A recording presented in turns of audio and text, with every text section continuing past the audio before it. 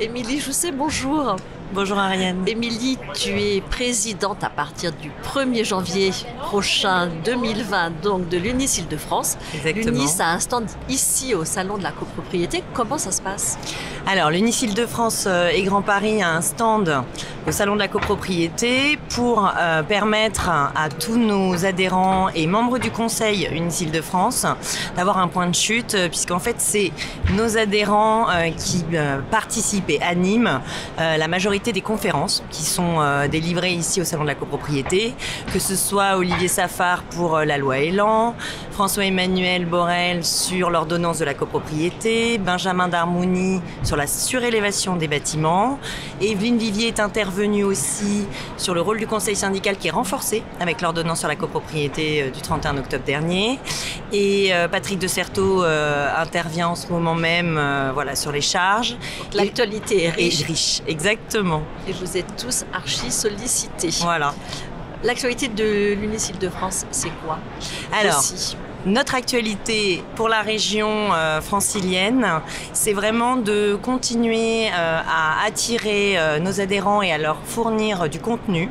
Donc nous travaillons de plus en plus à des interventions qualifiantes lors du forum ou des intervenants de qualité lors de nos pavillons Dauphine, lors des rendez-vous de l'UNIS Île-de-France.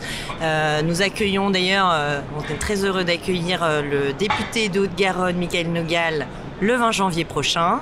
C'est une intervention qu'on veut dynamique, de façon à ce que les adhérents puissent lui poser en toute liberté toutes leurs questions sur son rapport. Et puis il y a une autre dernière question que je voulais aborder avec toi, c'est le rapprochement avec la FNAIM du Grand Paris. Vous en êtes où et qu'est-ce que tu en penses? Alors ça c'est un vaste débat, vaste sujet. Nos présidents nationaux discutent régulièrement ensemble.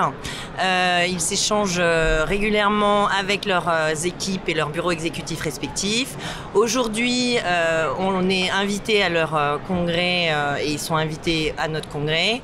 Nous, au niveau de l'Île-de-France, ce qu'on veut mettre en place, c'est des sessions de travail pour être en phase sur une communication commune vis-à-vis des pouvoirs publics parisiens et franciliens.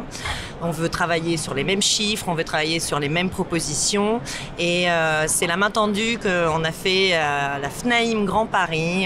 On les a invités le 20 janvier prochain, on va les voir au mois de décembre pour commencer à travailler là-dessus.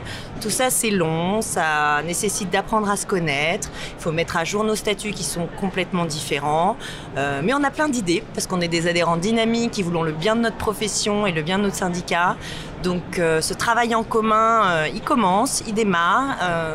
Ce sera peut-être plus rapide que prévu ou plus long que prévu. Peu importe, j'allais dire. L'important, c'est vraiment d'être dans une démarche de rapprochement, d'oublier les différences et de se focaliser sur les points communs. Donc, work in progress. Exactement. Merci beaucoup, Émilie. Merci, Ariane.